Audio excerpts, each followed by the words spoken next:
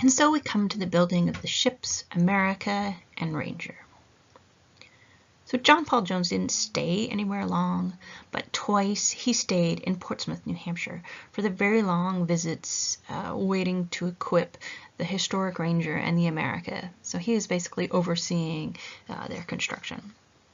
Though he often referred to himself as a citizen of the world, John Paul Jones wrote that the happiest days in his short life were those spent in Portsmouth, New Hampshire, and also Paris, France.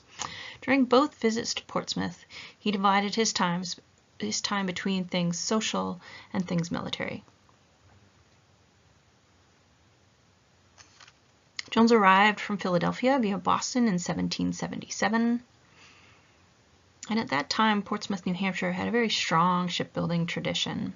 And two of America's first warships, these would be the Raleigh, which is on the Great Seal of New Hampshire, and the Ranger, were being completed in Langdon's boatyard just across the Piscataqua River on Badger's Island. So at this point, John Paul Jones was best known for his capture of the British supply ship Mellish. And when he got to Portsmouth, he settled in to the Purcell boarding house on Middle Street that now bears his name. And it's a very ample source of information on him and, of course, that period of time. So when he arrived, Jones expected to sail quickly, but the Ranger was far from ready for its maiden voyage. Unfortunately, with the Revolution, sailcloth, supplies, and crewmen were very scarce. The sailors in town were far more inclined to sign on for shorter and more profitable privateering voyages. So the Portsmouth families, such as the Langdons, who was the shipyard owner, the Cutts, the Salters, were all growing wealthy on this privateering booty. Jones was actually forced to send out agents to scour the coastline, passing along advertising to crewmen, promising them that the American Navy could deliver far more than it might actually be able to pay. So many of the primary sources on Jones' life are the letters that he wrote while he was in Portsmouth. He found himself so desperate for sailors that he wrote the state of New Hampshire begging permission to enlist soldiers from the local forts to fill out his crew as sailors. He wrote letters entreating Congress for more funds and to have someone speed up Langdon's progress. He wrote letters suggesting ways to centralize and improve the Navy. So Jones was often in disagreement with the shipbuilder. He was unhappy with the quality of the sails, with the size of the spars, which are the pieces of wood that these sails hang off of, with the cannons, and even with the small supply of rum that had been laid in for his crew of 150 men. And at the point where he tried to pull rank on Langdon, the builder snapped back that he too knew how to equip, govern, and fight a ship of war.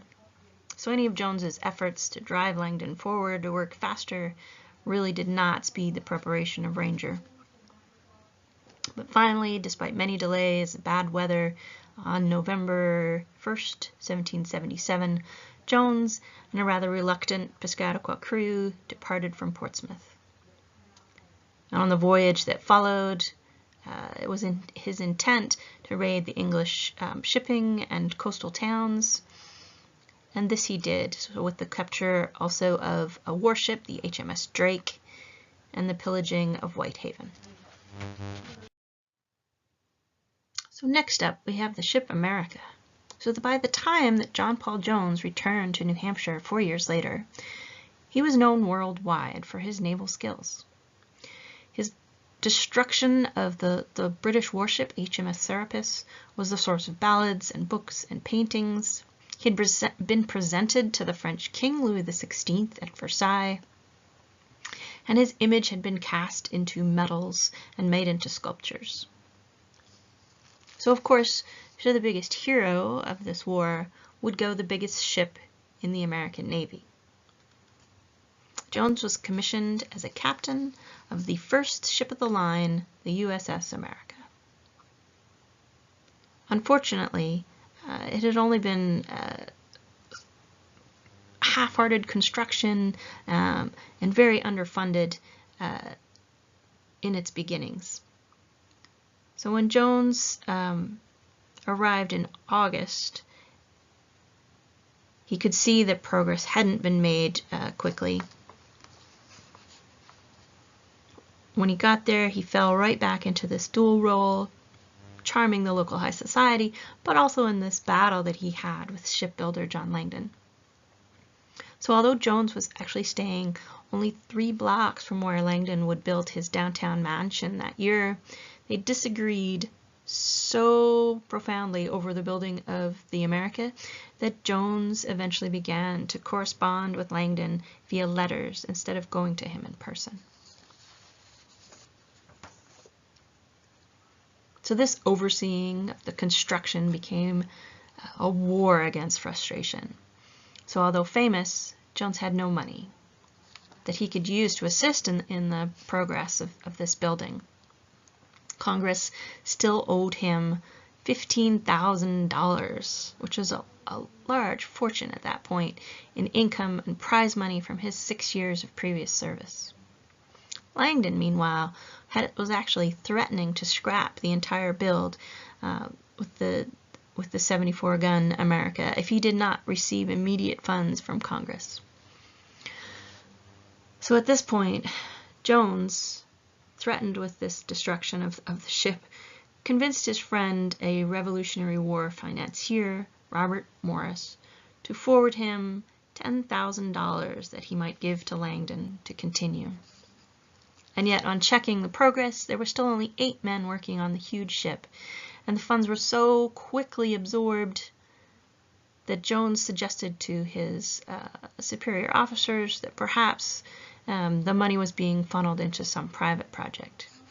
He accused Langdon of purposely using an inferior green wood on this warship to reduce the costs, which made for very angry arguments. And then it was rumored that the British were planning to sneak into Portsmouth Harbor and burn the ship. So at this point, Jones was forced to pay local workers from his own pocket to guard the ships at night.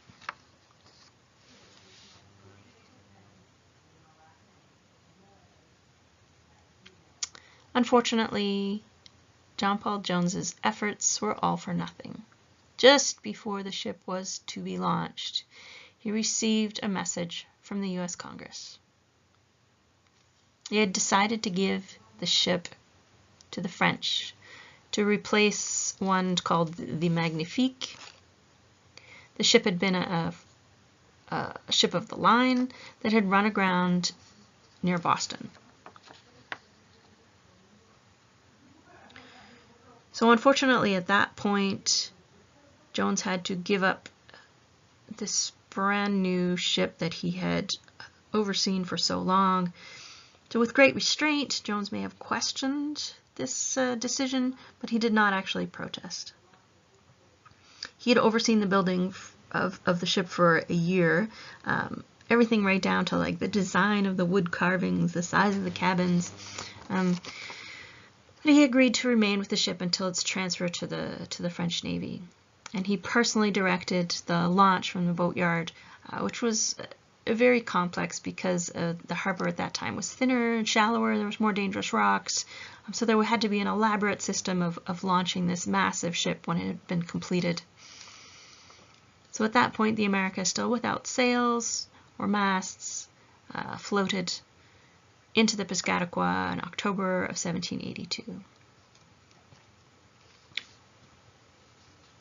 So only 3 years after its delivery, Jones' predictions proved true. The ship had already begun to suffer from dry rot from the green wood that had been used in construction. By this time, Jones himself was back in France. So just to recap, in this lecture we covered the fact that at that point in a new country, with the funding the way it was, the Continental Navy remained extremely small. Although John Adams was a constant advocate, building up funding and trying to support larger projects like the ships that were built, in the main they used privateers. to harry British shipping, and usually they did not confront British warships square on. The British warships definitely had the tactical advantage throughout the American Revolutionary War, and so the Americans really needed the support of the French Navy to be able to fight this larger foe.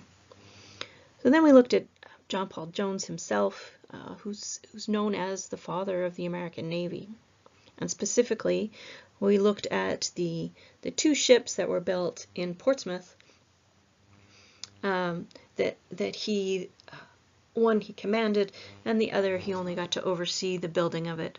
So the Ranger in 1777 was the one which he took across the Atlantic in the raids in Britain, along with the fight with the HMS Drake, and the America, which, although he saw to its conclusion, finishing up the build because of a mishap with a French ship, the Magnifique. That ship was given to the French Navy.